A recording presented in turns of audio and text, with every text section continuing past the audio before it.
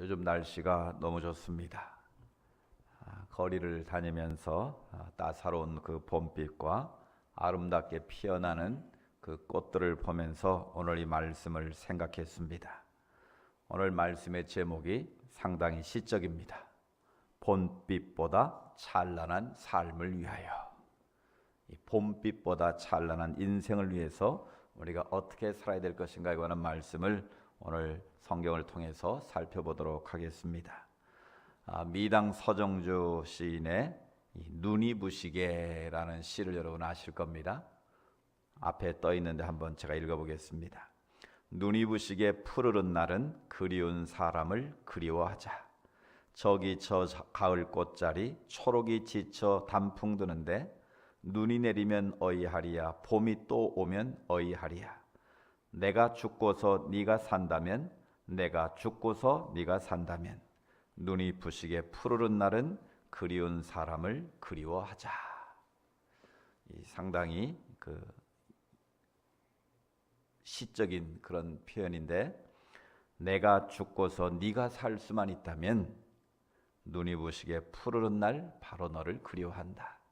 이거는 영원한 님, 절대자를 향한 그런 소망일 수도 있고 사랑하는 님에 대한 소원일 수도 있습니다.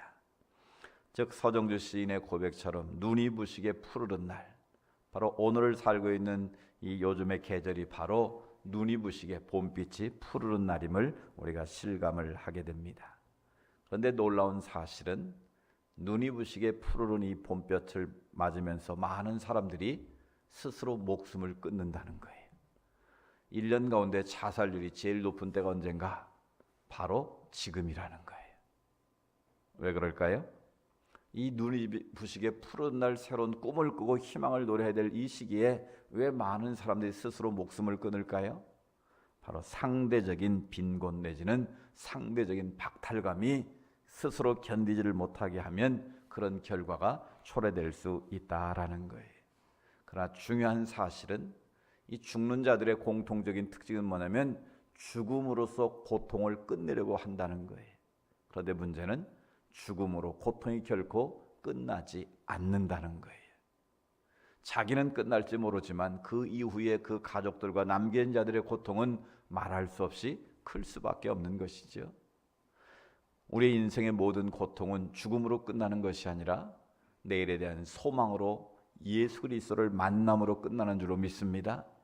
예수 그리스도 안에 우리가 소망을 품게 될 때, 예수 그리스도 안에서 눈이 부시게 푸른 그날을 우리가 믿음으로 바라보고 내가 죽고서 네가 살 수만 있다면, 날 위해 십자가에 신 예수 그리스도를 만나고 그분과 함께 이 인생의 봄날을 걸어갈 수만 있다면 그 인생은 하나님 보시기에 아름답고 귀한 인생인 줄로 믿습니다. 우리는 봄빛보다 찬란한 인생의 아름다움을 누리며 살기를 원합니다. 그러나 그것을 방해하는 많은 장애물들이 있습니다. 그 장애물이 무엇일까요? 우리는 이 눈이 부시게 푸르른 날 사랑하는 님과 함께 정말 아름다운 인생을 꿈꾸고 살기를 원하는데 그것을 방해하는 요소들이 있다라는 거예요. 그게 뭘까요? 그것은 바로 하나님보다 하나님이 창조한 피조물을 더 사랑하는 것이다 라는 거예요. 그걸 한마디로 표현하면 우상이라고 말할 수 있습니다. 하나님이 창조하신 피조물을 하나님보다 더 귀하게 여기고 더 그것을 사랑하면 그것이 바로 오늘 나의 우상이 되고 그것이 바로 우리 인생의 아름다움을 갉아먹는 그런 나쁜 요소가 된다라는 것입니다. 그래서 기쁨의 신학자로 알려진 존 파이퍼라는 목사님이 있는데요. 이분이 오래전에 아주 재미있는 책을 하나 쓰셨어요. 책 제목이 뭐냐면 돈, 섹스, 권력이라는 책이에요. 책 제목이 굉장히 도발적이죠. 돈, 섹스, 권력. 현대인들은 이 세 가지를 하나의 우상처럼 여기고 산다라는 거예요. 따라서 이 세 가지를 우리가 이 땅에 사는 동안 어떻게 컨트롤하냐에 따라서 이 세 가지가 우리에게 기쁨이 되기도 하고 축복이 되기도 하지만 이것을 잘못 사용하게 되면 자기 인생을 파멸로 이끌어가는 가장 무서운 독이 될 수도 있다라는 경고를 우리에게 들려주고 있습니다. 돈, 섹스, 권력. 이 세 가지 가운데 오늘 우리는 이 재물에 대해서, 이 돈에 관한 문제를 오늘 말씀을 통해서 우리가 한번 정리하기를 원합니다. 첫 번째로 이 시대의 최고의 우상은 무엇인가? 여러분 뭐라고 생각하십니까? 뭐니 해도 머니죠. 돈이 최고라고 여기는 시대에 우리는 살고 있습니다. 그래서 그걸 우리가 황금 만능주의다. 그러니까 돈만 있으면 뭐든지 다 통한다, 뭐든지 가능하다, 이런 사고가 우리의 머릿속을, 우리의 삶을 지배하고 있다라는 거예요. 그래서 이 맘모니즘, 이 맘몬, 돈이라는 신이 모든 사람들의 마음을 사로잡고 있는 시대에 살고 있습니다. 특별히 우리가 살고 있는 이 자본주의는 이 재물을 매개로 해서 모든 것이 이루어지기 때문에 자본이 곧 힘이고 권력이고 우상임을 우리는 깨닫게 됩니다. 그래서 많은 사람들이 남보다 더 많은 재물을 얻고 재물을 쌓기 위해서 지금 이 순간에도 몸부림을 치고 있는 것이죠. 왜 그렇습니까? 돈이 있으면 일단 편합니다. 남들 비행기 이코노미 탈 때 돈이 많으면, 비즈니스 타면, 더 많으면 퍼스트 클래스를 타면 편안히 누워서 즐기면서 갈 수 있어요. 저는 비행기를 탈 때마다 승질을 나는 게 있는데 이 비행기만큼 자본주의의 단면을 보여주는 데가 없어요. 꼭 그냥 뒤로부터 태우면 될 텐데 꼭 비즈니스를 통과해서 이코노미를 타게 만들어 놓잖아요. 그 왜 그러겠어요? 너희들도 돈 벌어서 여기 타라, 그 말 아니겠어요? 여러분 열심히 해서 돈 많이 버시기 바랍니다. 그래서 이코노미 타고 다니는 것보다는 비즈니스 타고 다니면 더 좋고, 비즈니스보다는 퍼스트 클래스 타는 게 좋은 거예요. 그게 나쁜 게 아니에요, 결코. 문제는 돈이 있으면 편하기는 한데 그에 따르는 반대의 또 무서운 독이 있다는 거예요. 여러분 돈이 있으면 또 뭐 합니까? 내가 원하는 것을 마음껏 할 수 있어요. 물론 모든 것을 할 수 있지는 않지만 그래도 내가 하고자 하는 것을 그래도 마음껏 즐길 수 있다는 장점이 있습니다. 그래서 많은 사람들이 그 돈을 벌려고 그렇게 애를 쓰고 있는 거예요. 그런데 이 성경은 돈에 대해서 뭐라고 말하는가? 돈 그 자체에 대해서 성경은 나쁘다고 말하지 않습니다. 재물 그 자체는 가치가 중립적인 거예요.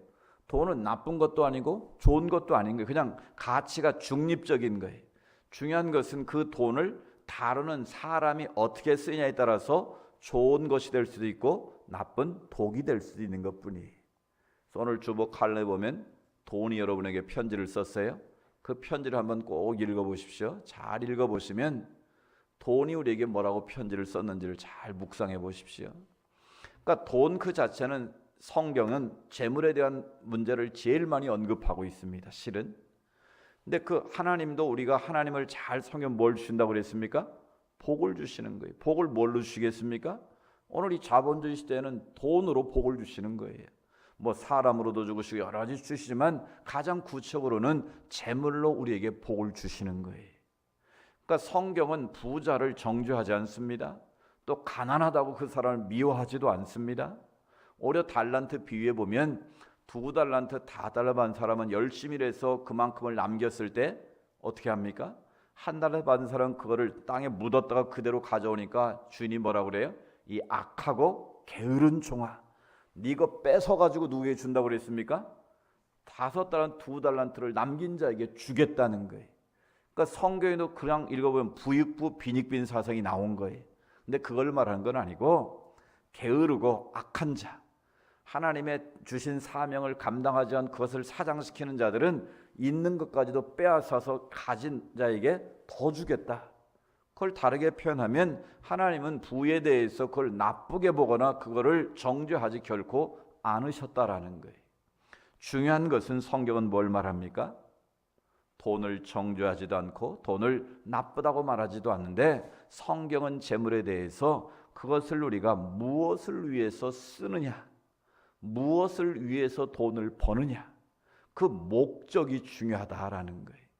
그래서 그 돈을 버는 과정도 하나님이 기뻐하셔야 되고 그 돈을 쓰는 과정도 하나님의 기쁨이 될 수 있어야 그 돈이 그 인생의 즐거움이 되고 기쁨이 될 수 있다라는 거예요. 그런데 많은 사람들이 돈이 인생의 목적이 되고 그 돈을 부정한 방법으로 벌어서 그 돈을 자기만을 위해서 써버리게 되면 그 돈은 그 인생을 멸망시키는 독이 되고 파멸의 길로 인도해 갈 수도 있다라는 사실이에요. 자, 문제는 우리 인간은 돈을 싫어하는 사람은 아무도 없습니다. 다 돈을 벌기를 원하고 돈을 쌓아두기를 원합니다. 그 돈을 가지고 자기 미래를 준비하기를 원하는 거예요. 그게 나쁜 게 아니에요. 우리 그리스도인들은 돈을 열심히 벌어야 되고 그 돈을 잘 저축해서 자신의 미래를 준비하는 것은 너무나 귀하고 중요한 일이라는 사실이에요. 그런데 문제는 이 돈이라는 것은 우리 인간의 욕심이라는 것은 뭐가 없어요? 리미트가 없다는 거예요. 우리의 욕망은 끝이 없다는데 여기서부터 문제가 발생하는 거예요. 전에 한번 말씀드렸는데 미국의 100대 부자, 그럼 세계 100대 부자 아닙니까? 100대 부자들을 다 모아놓고 조사를 했어요. 당신들이 이 땅에서 딱 한 가지만 더 원하는 게 있다면 그게 무엇입니까? 라고 설문을 했더니 1번이 공통적으로 어떤 답이 나왔냐면 just a little bit more 그랬다는 거예요. 조금만 더 있었으면 좋겠다. 뭐가? 돈이. 미국의 100대 부자면 세계 100대 부자인데 그 사람들의 소원은 역시 우리처럼 조금만 돈을 더 벌었으면 좋겠다라는 거예요. 뭘 말합니까? 인간의 욕망은 끝이 없다는 거예요. 즉 쌓아둔 것 가지고는 저금한 것 가지고는 나 이만큼 돈 벌었으면 됐으니까 이제 그만 벌어야지. 그리고 맨날 놀러 다니는 사람들은 거의 없다라는 거예요. 조금 더 많은 것을 벌기 위해서 몸부림을 친다라는 거예요. 그래서 오늘 성경은 우리에게 이렇게 경고를 합니다. 우리 디모데전서 6장 9절 10절 말씀, 우리 성경을 보시는지 앞에 화면을 보시는지 한번 같이 읽습니다. 시작.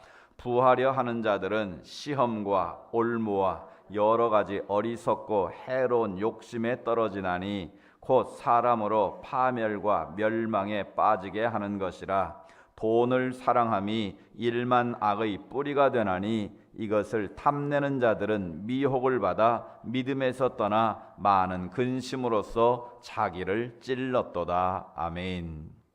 이 돈은 귀하고 소중하고 중요한 것이지만 그것을 우리가 어떻게 대하느냐에 따라서 그 결과는 달라진다라는 거예요. 오늘 성경은 돈을 우상으로 삼는 자들, 재물이 내 인생의 목적이 되는 자들은 세 가지로 정리를 하고 있습니다. 그 재물이 뭐가 된다고요? 악의 뿌리가 된다라는 거예요. 악의 뿌리가 되고, 두 번째는 신앙의 입장에서 보면 유혹, 미혹을 받아서 어디서 떠나게 만들어요? 믿음에서 우리를 떠나게 만듭니다. 그리고 결국 그 결과는 뭐가 됩니까? 파멸과 멸망에 이르게 된다라는 거예요. 돈을 우상으로 삼으면, 돈이 내 인생의 주인이 되면 그것이 악의 뿌리가 되고 미혹을 받아서 믿음에서 멀어지게 되고 멸망과 파멸의 길에 우리를 이끌어 간다라는 거예요. 이게 바로 돈의, 재물의 무서움을 성경이 우리에게 경고해 주고 있는 내용입니다. 그러면 오늘 우리들이, 모든 사람들이 돈을 중요시하고 돈이 필요한 이 시대에 재물의 우상으로부터 우리가 자유해질 수 있는 방법이 무엇인가?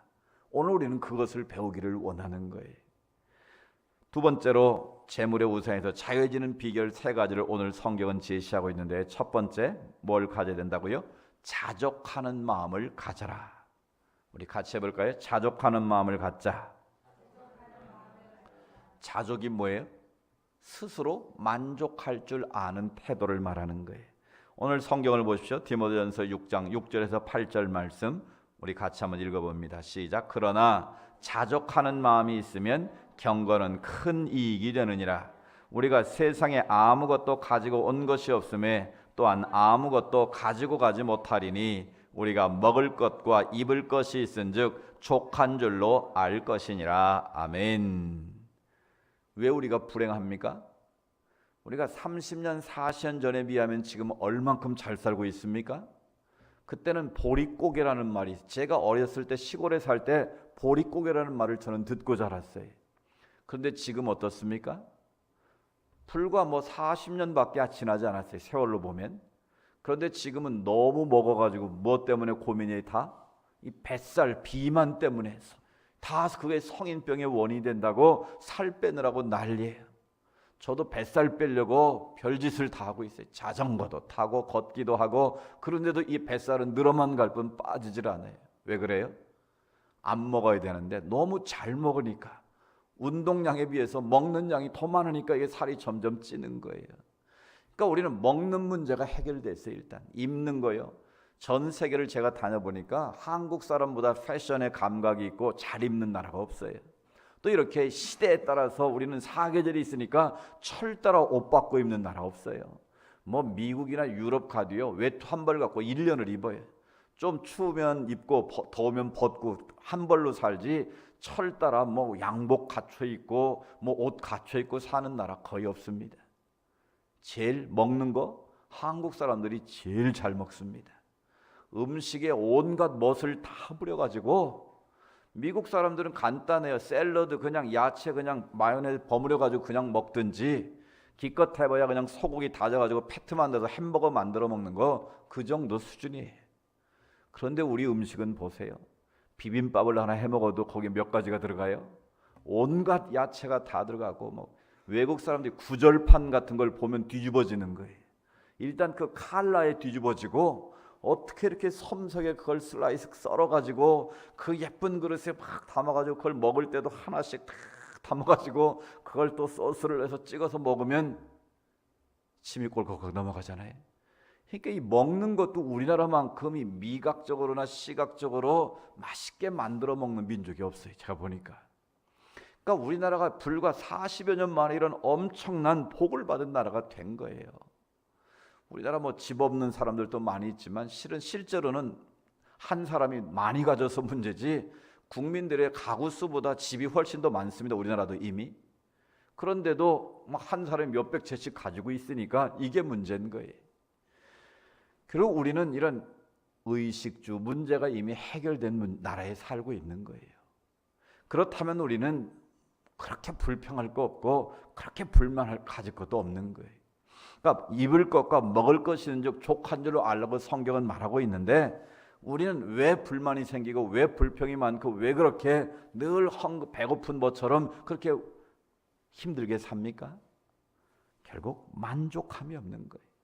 더 좋은 것, 좋은 옷을 입으면 더 좋은 옷을 입고 싶고, 좋은 집에 살면 더 좋은 집에 살고 싶고, 더 좋은 것 먹고 싶은 이런 인간의 욕망의 끝이 없을 뿐이지, 결국 만족하지 못하는 삶의 문제지 우리의 삶의 자리가 나빠서 그런 것은 결코 아니라는 거예요. 그래서 성경은 빈 몸으로 올 때 아무것도 가지고 온 것이 없는데 아무것도 가져가지 못한다는 거예요. 그러니까 빈손으로 왔다 빈손으로 간다. 공수래 공수건데 우리는 거기다 뭔가를 자꾸 채우려고만 하니까 죽음 앞에서 떠나기가 쉽겠어요? 어렵겠어요? 많이 가질수록 떠나기가 어려운 거예요. 그래서 헬라 제국을 지배했던 알렉산더가 젊은 나이 37살에 병에 걸려 죽으면서 그런 유언을 남겼대잖아요. 그 많은 넓은 영토와 그 많은 부귀영화가 무슨 소용이 있겠습니까? 그걸 죽음 앞에서 깨달으면서 유언한 말이, 내가 죽거든 내 양손을 관 밖으로 내놔라 그랬다는 거 아니에요? 왜요? 아무리 세계를 제패했던 알렉산더도 뭘로 간다? 빈손으로 간다. 이것을 암시하기 위해서 그런 유언을 남겼다는 거예요. 여러분, 그렇습니다. 우리 인생은 공수래 공수거예요. 지금 우리가 먹고 마시고 누리고 있는 삶의 자리도 얼마나 큰 은혜고 축복인 줄을 여러분 꼭 기억하시기 바랍니다. 내가 이렇게 건강하고 내가 이렇게 하나님을 믿고 하나님 앞에 나 예배를 드리고 이렇게 살아갈 수 있다는 게 얼마나 감사한 일입니까? 그런데 왜 우리가 원망 불평에 빠질까요?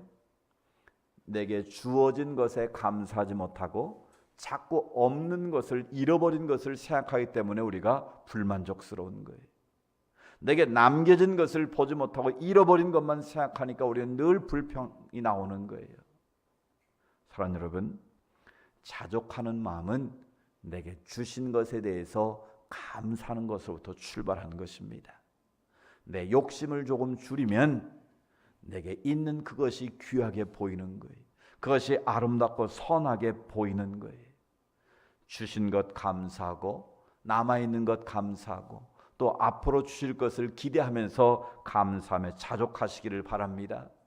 우리는 온도계 같은 인생을 사는 사람이 있고 온도 조절계와 같은 인생을 사는 사람이 있어요. 온도계는 온도의 변화에 따라 오르락내리락 하는 거예요. 바로 이런 사람은 환경의 변화에 따라서 그 인생이 오르락 내리락 하는 사람이에요.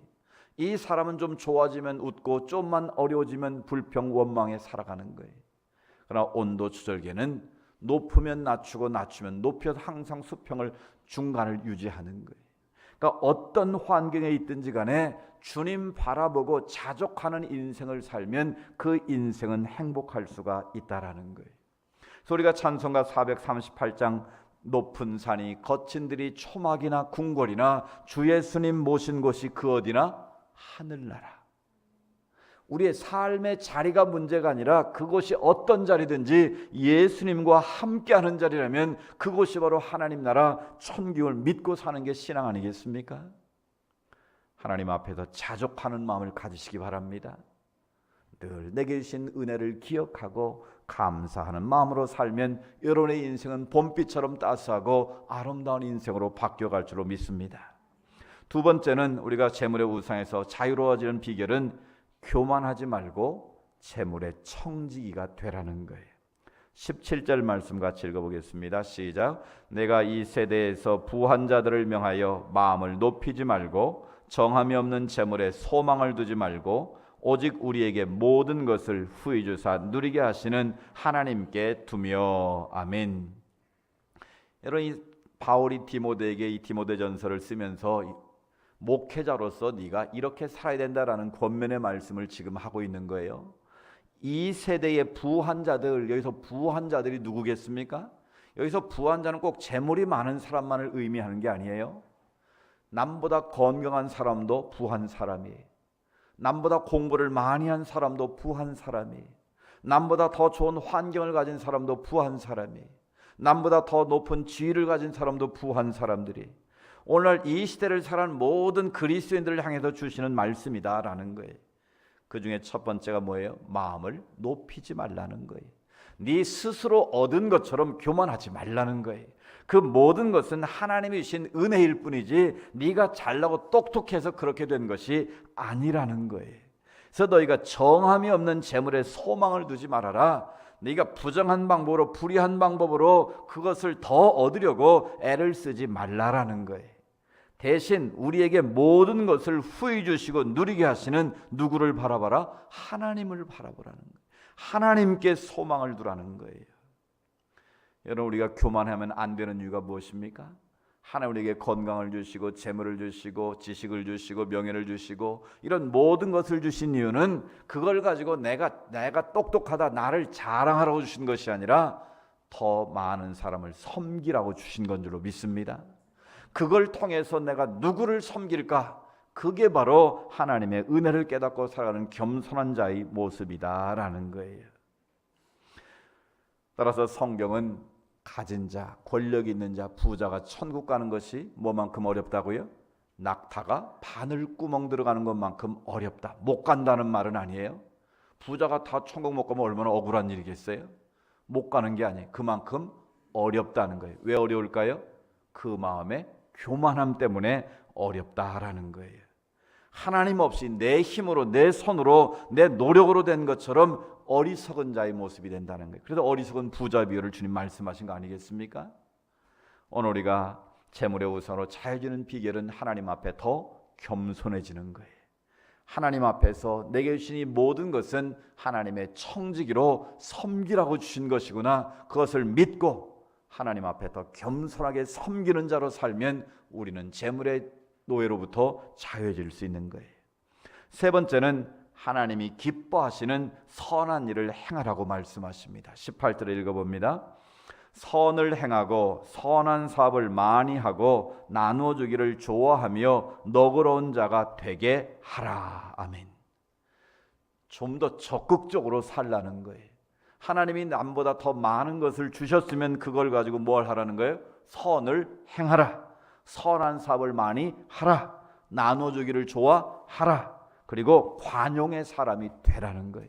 인색하지 말고 베풀고 나누고 섬기는 자의 삶을 살게 되면 그것이 바로 재물의 노예로부터 우상으로부터 자유해지는 비결이다라는 것입니다. 그럼 마지막으로 재물의 우상에서 자유해지는 자에게 주시는 축복이 무엇일까요? 하나님의 뜻대로 살면 하나님 주시는 놀라운 축복이 있는데 19절을 읽어봅니다. 시작. 이것이 장래 자기를 위하여 좋은 터를 쌓아 참된 생명을 취하는 것이니라. 아멘. 재물의 우상으로부터 우리가 자유함을 얻게 되면 먼저는 자기 자신이 생명을 얻게 되고 또 다른 생명을 살리는 축복의 통로가 된다는 것입니다. 이것이 바로 하나님께서 우리에게 주신 이 놀라운 복을 주신 이유다라는 거예요. 하나님 우리에게 건강 주시고 믿음 주시고 섬길 수 있는 교회를 주시고 재물을 주시고 명예를 주시고 힘을 주신 모든 이유는 그걸 통해서 장래 더 좋은 터를 쌓아서 생명을 취하기를 원하시는, 생명을 살리기를 원하시는 하나님의 놀라운 뜻이 있음을 믿습니다. 최근 종편에서 방영되었던 눈이 부시게라는 드라마의 마지막 장면입니다. 제가 일부러 어제 그 드라마를 쭉 봤어요. 쭉 봤는데 김혜자 그 권사님이죠. 김혜자 권사님이 그 주연인데 알츠하이머에 걸려가지고 그 마지막 고백을 하는 거예요. 그 자기 아들 웬스덩어리 같은 아들이 있었는데 그냥 아들이 엄마한테 와서 그럽니다. 엄마 나 죽었으면 좋겠지. 나 꼴도 보기 싫지. 근데 교통사고 잡고 이 다리를 잘 쓰지 못하는 아들이에요. 그러니까 늘 자신을 저주하고 사는 거예요.